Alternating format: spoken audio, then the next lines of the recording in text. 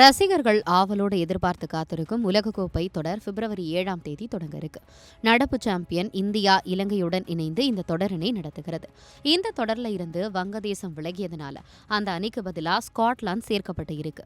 தொடர்ச்சியாக ஃபார்ம் அவுட்டில் இருந்த இந்திய கேப்டன் சூரியகுமார் யாதவ் நியூசிலாந்துக்கு எதிரான தொடர்ல தான் மீண்டும் ஃபார்முக்கு வந்திருக்கிறார். இதனால நடப்பு சாம்பியன் அந்தஸ்தினை இந்தியா தக்க வைத்துக் கொள்ளுமா அப்படின்ற எதிர்பார்ப்பு ரசிகர்கள் மத்தியில எழுந்திருக்கு. ஒருவேளை இந்த தொடர்ல இந்தியா கோப்பை வெல்லவில்லை அப்படின்னா கேப்டன் சூரியகுமார் யாதவுடன் சேர்த்து தலைமை பயிற்சியாளர் கௌதம் கம்பீரின் பதவிக்கும் ஆபத்து ஏற்படலாம். இந்த நிலையில சமீப காலமா ஆல்ரவுண்டர் வீரராக உருவெடுத்த ஹர்ஷித் ராணா காயம் காரணமாக T20 உலகக்கோப்பை தொடர்ல இருந்து விலகியிருக்கார்.